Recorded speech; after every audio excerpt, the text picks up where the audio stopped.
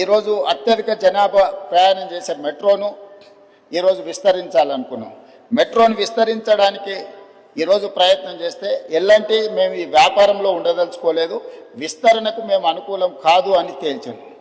కేంద్ర ప్రభుత్వం ఏం నిబంధన పెట్టిందంటే మీరు విస్తరణకు ఎల్లంటి అయినా ముందుకు రావాలి, లేదు అంటే ఆ ఎల్లంటి సంస్థను రాష్ట్ర ప్రభుత్వం అయినా స్వాధీనం చేసుకోవాలి.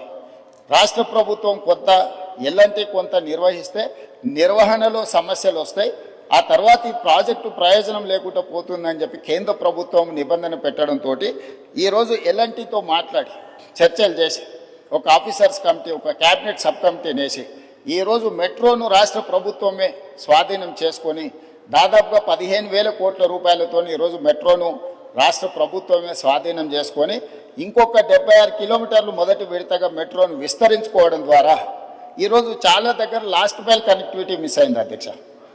తమరు వచ్చే రూట్లోనే ఎల్బీ నగర్ వరకు మెట్రో ఆగిపోయింది, కానీ వాస్తవంగా ట్రాఫిక్ మన హయత్ నగర్ అవతల నుంచి సిటీలోకి వస్తున్నారు.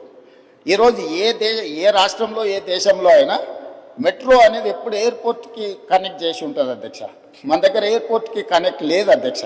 అందుకే ఈరోజు నాగోల్ నుంచి ఎల్బీ నగర్ నుంచి ఓఎస్సీ హాస్పిటల్ నుంచి చంద్రాయన్గుట్ట నుంచి రాజేంద్ర నగర్ నుంచి శంషాబాద్ నుంచి మనం ఎయిర్పోర్ట్ కనెక్ట్ చేస్తున్నాం అధ్యక్ష.